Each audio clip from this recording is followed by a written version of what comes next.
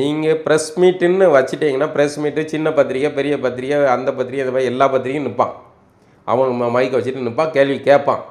பெருவாரியாக வந்து இந்த அரசுக்கு ஜால்ரா போடுற கேள்வி கேட்குறவங்கலாம் பார்த்தீங்கன்னா பாரம்பரிய ஊடகங்கள்லேருந்து இவர்கள்ட்ட இவர்களுடைய கண் அசைவில் இயங்கக்கூடிய ஆள்கள் தான் வந்து அவர்களுக்கு ஏற்ற மாதிரியே கேள்வி கேட்பாங்க.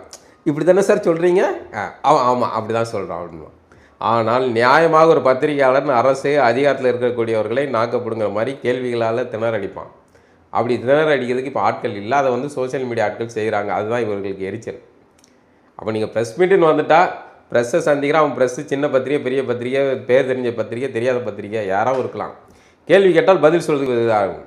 நான் சீமான் சொல்லித்தரல, தம்பி வேறு ஏதாவது கேள்வி இருக்கா, வேறு ஏதாவது கேள்வி யார் யாருடைய கேள்வி கேட்டுட்டு தான் யார் கேள்வி இருக்கான்னு கேட்கல. அப்படி கேள்வி பதில் சொல்கிறதுங்க, பதில் சொல்கிறதுக்கு சரக்கு இல்லை, பேசுகிறதுக்கு பத்திரிகையாளர் எதிர்கொள்கிறதுக்கு சரக்கு இல்லை.